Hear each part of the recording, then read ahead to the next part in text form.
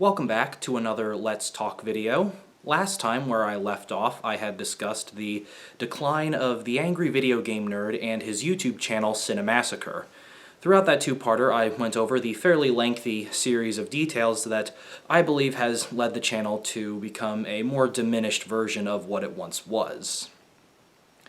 And looking over the reception of those videos, I can clearly see that my audience is split on that idea, where those videos are some of the highest ratio of dislikes to likes that I've ever gotten. And unfortunately, you all cannot see that anymore for yourselves because YouTube took away the visible dislike button, but I can still see it, so take my word. So if you still enjoy his channel, more power to you, but I was more so just outlining my thoughts and the sequence of events that, again, I believe has led to the channel falling from grace a bit.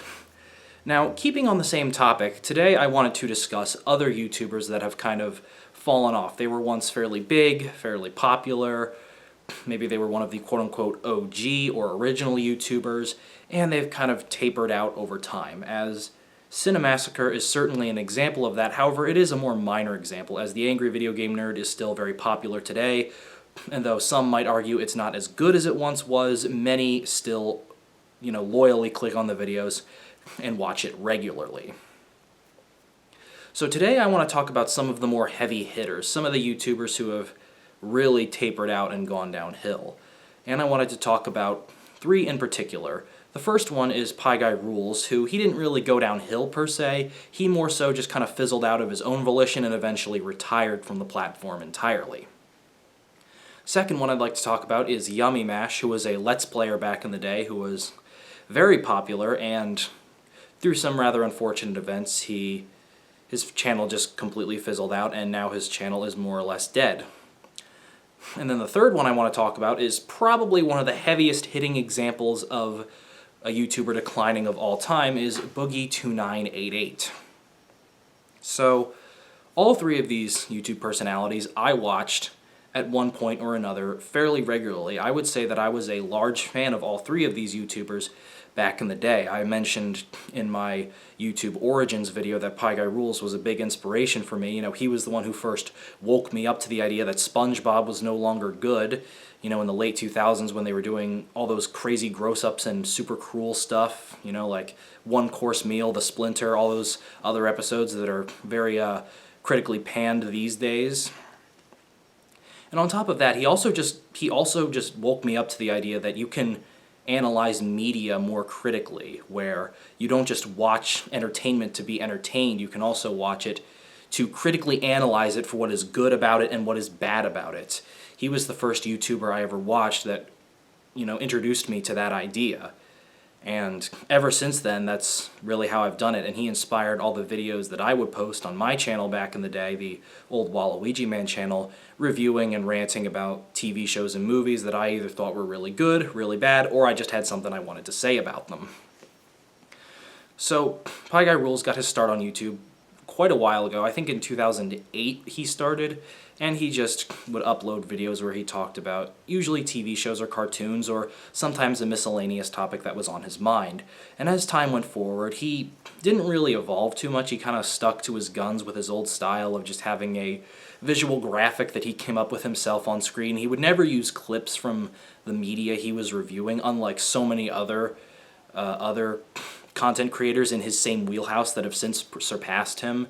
People like Alpha J Show, LS Mark, Mysterious Mr. Enter, among so many others. And that was probably good in the sense that he never would get a copyright strike for it, but it was kind of bad in the sense that it didn't really show that he wasn't really evolving with the times, so to say. He kind of stuck to that older style of content, and he did this through many different types of videos. When he was doing every episode of SpongeBob Reviewed, he went seasons 1 through 10 before he decided to quit on that, and he did many other types of videos too. He had his TV log videos back in the day where he would watch an episode and then immediately discuss his thoughts after watching it. There was the Recast series, which was more podcast style, where he would get together with a friend or two and they would talk about something going on in the TV world. He had a Let's Play channel briefly. He had a lot going on, and I genuinely enjoyed hearing what he had to say on certain TV I watch. And, sometimes we would have differences of opinions, and other times he would have a minority opinion that I would personally agree with, and I would be happy that he is voicing an opinion that not a lot of other people are voicing, and that's something that I agree with, which is something that is always very satisfying for anyone, regardless of their perspective. So I watched his content a lot. I really enjoyed it, and as the 2010s progressed, it started to slow down, and he would really only do recast series and stop doing his heavily edited videos. He would still do a few here and there, but not nearly as many. And then by the early 2020s, he officially announced that he was going to be permanently retiring from YouTube, and that he doesn't have any plans to delete his channel, but he also has no plans to ever make any more videos, and from that he has humbly retired. So I believe one of the reasons he mentioned that he retired from YouTube is that his channel had been subscriber stagnant for a very long time, which is a problem that many YouTubers have been running into as of late, as I remember back in the late 2000s and early 2010s, it just felt like every single YouTube channel's count was going up and up and up, and no one was really stagnating. However, around 2015, 2016, around the time of the infamous algorithm change, that is when subscriber counts began to stagnate, and YouTubers were no longer gaining clout, gaining subscribers, and if they were using YouTube as a primary source of income, they started to suffer as a result. As there's a big difference between a YouTuber who just does it as a hobby and maybe a side gig for money versus someone who does it as their full-time job. And I believe that was one big deterrent for PIEGUYRULZ, is the fact that his channel really wasn't gaining any more subscribers, and again, his editing style was still very old school, so he ended up retiring, though he never really fell down per se. His content never really dipped in quality, and honestly, I wish him the best. Wherever he may be in life currently, I wish him the best, as he may have gotten hate here and there, but he never was generally despised by his audience as far as I can tell. So probably one of the best examples of a YouTuber that was big back in the day and is no longer around currently. Now moving on to the second example, yamimash. He was another example, except he was in the Let's Play category. I mentioned before that I started out watching Nintendo Let's Players, people like Slim Kirby and Chugga Conroy. However, I later evolved into watching the ones who primarily covered PC games, PewDiePie, Toby Games, yamimash, among many others.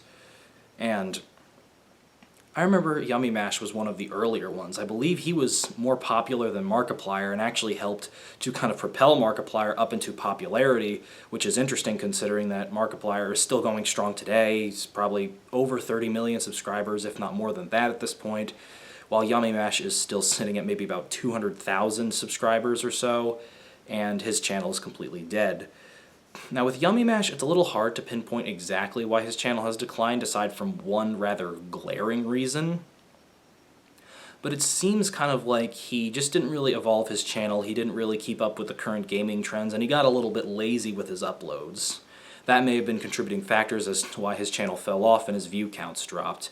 Additionally, I remember right around the time he was starting to decline, he would really only ever play Five Nights at Freddy's fan games and nothing else, and I remember his audience was getting a little bit sick of that, where he didn't really vary it up ever. It was just all Five Nights at Freddy's fan games, and granted, Five Nights at Freddy's was very popular back in its day, and I'm sure playing Five Nights at Freddy's got him major views on his channel back then, but I think his audience just wanted something different, and he wasn't really supplying that, so that may have been a bit of a deterrent.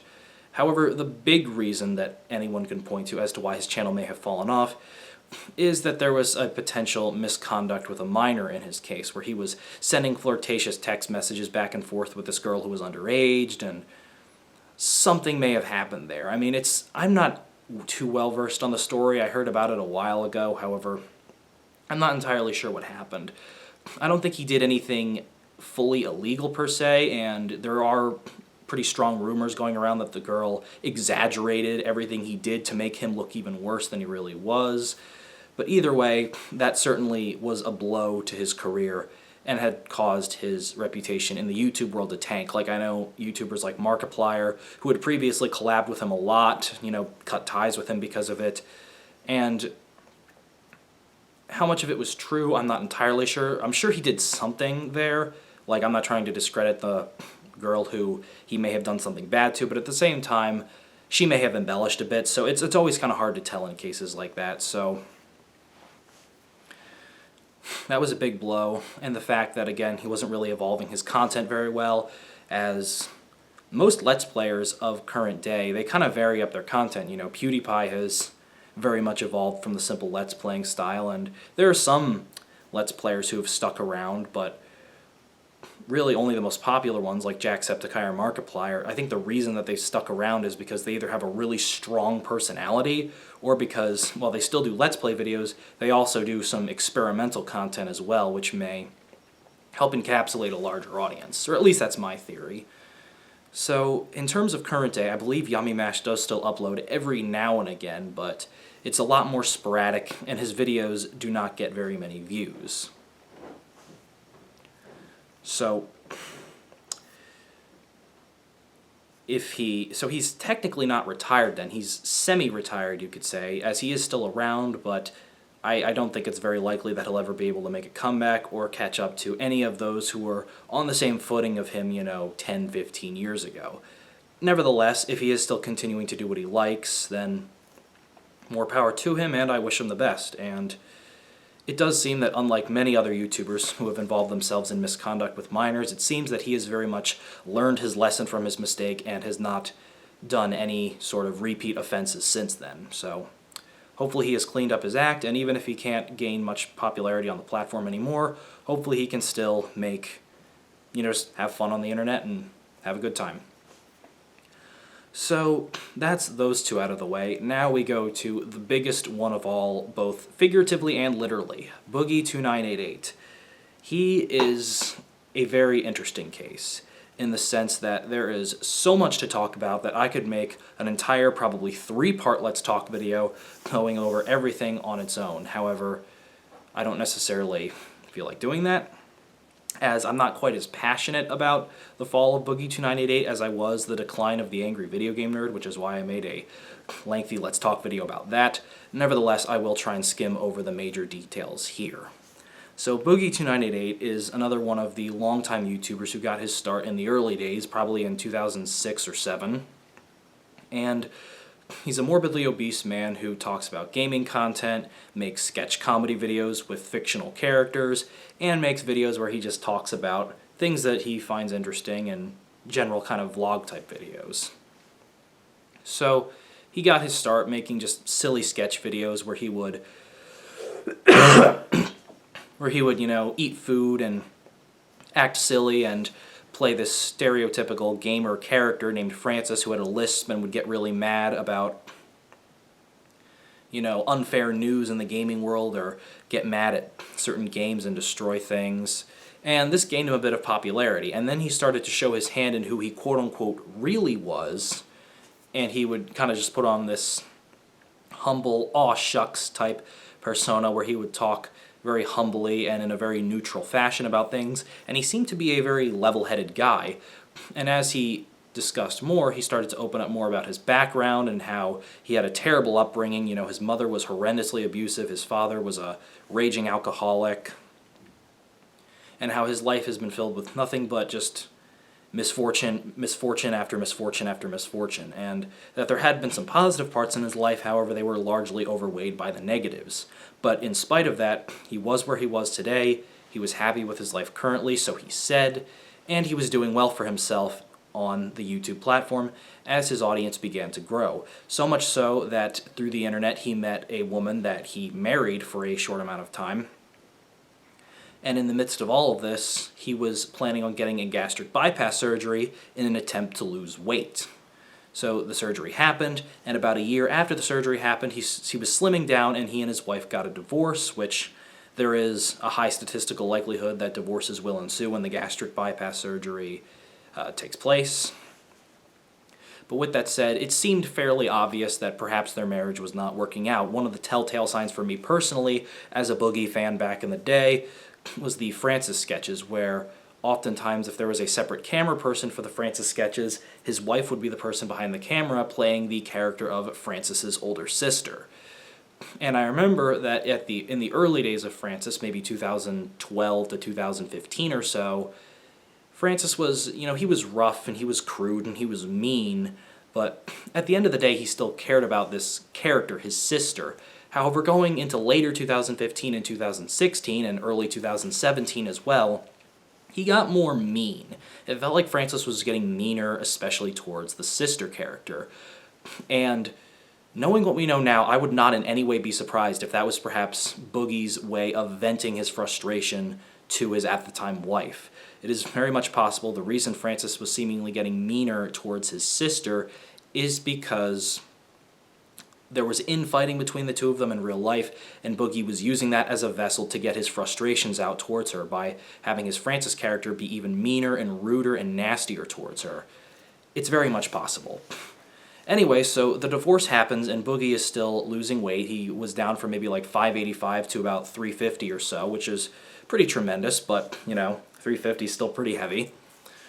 So around this time, Boogie was doing Let's Plays on Twitch and was starting to show more of who he really was. Now, everyone thought who he really was kind of this humble, quiet Mr. Rogers type who is inclusive and happy about inclusive towards all and fairly happy about his life.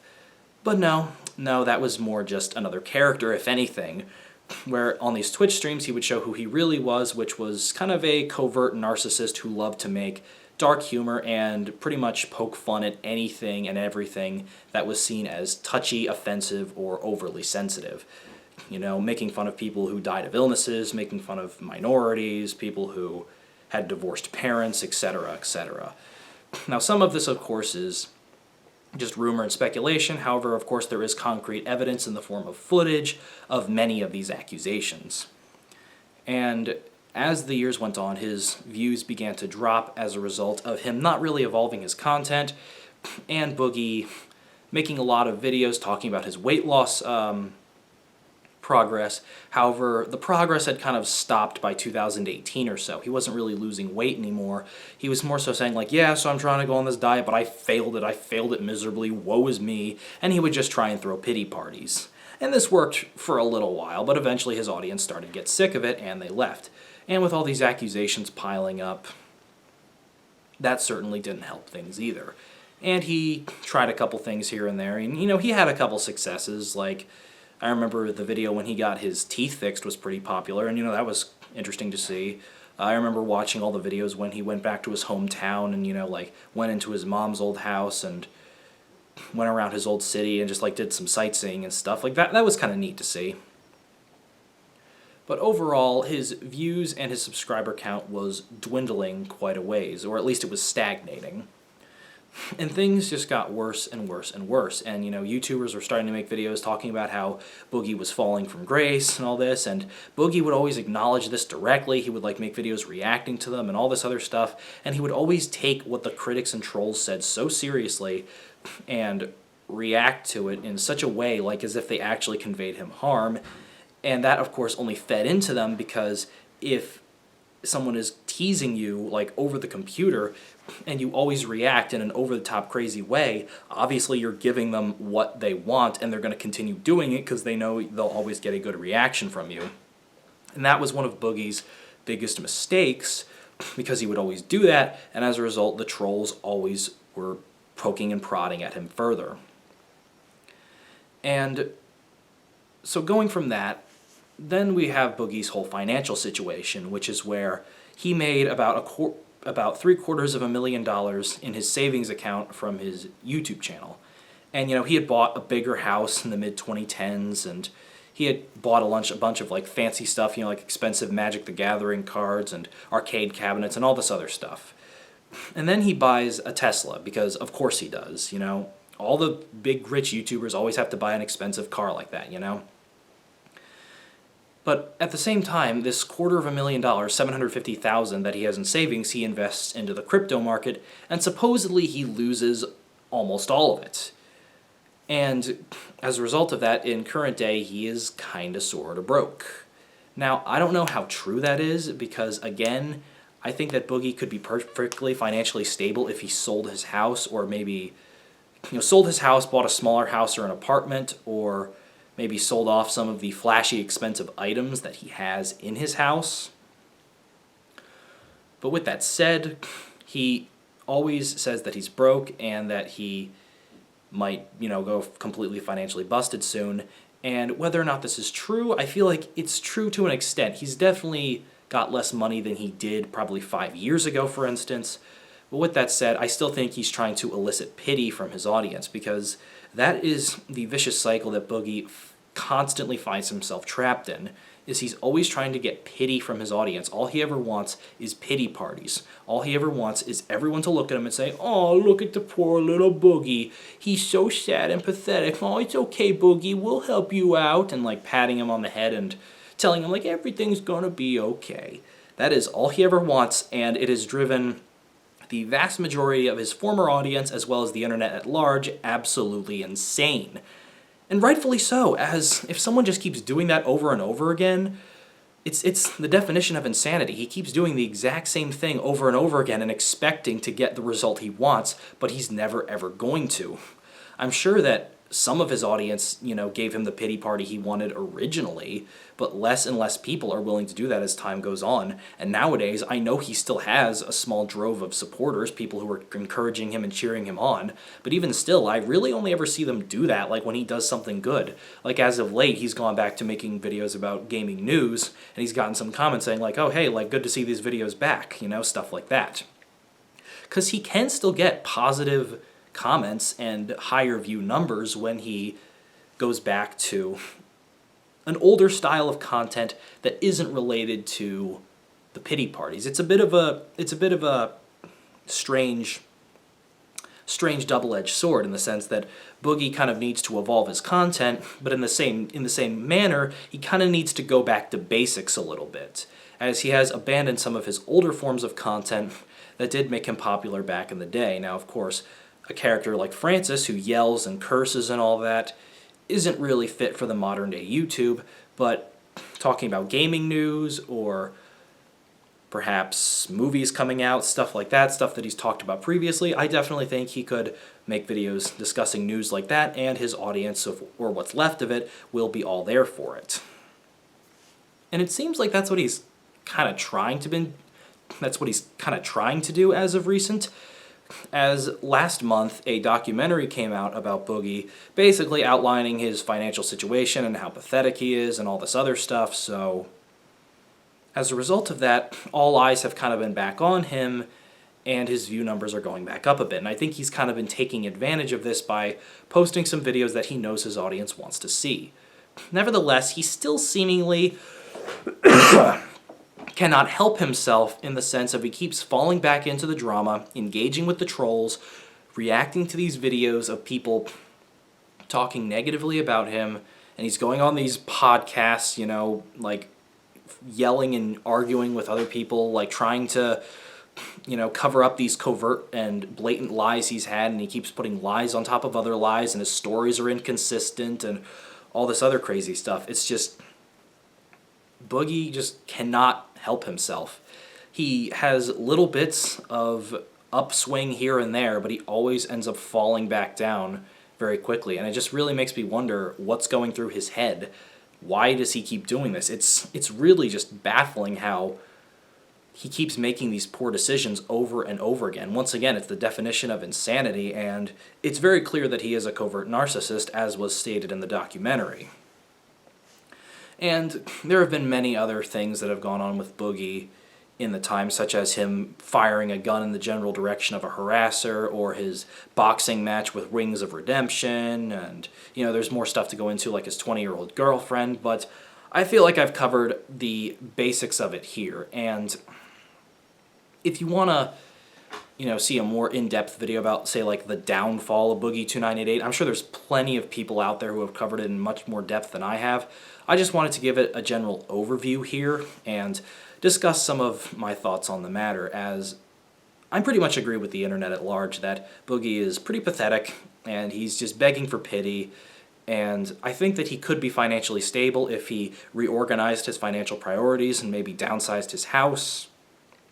And at this point, I do kind of hope that he can learn from his mistakes, but it just seems so unlikely that he will.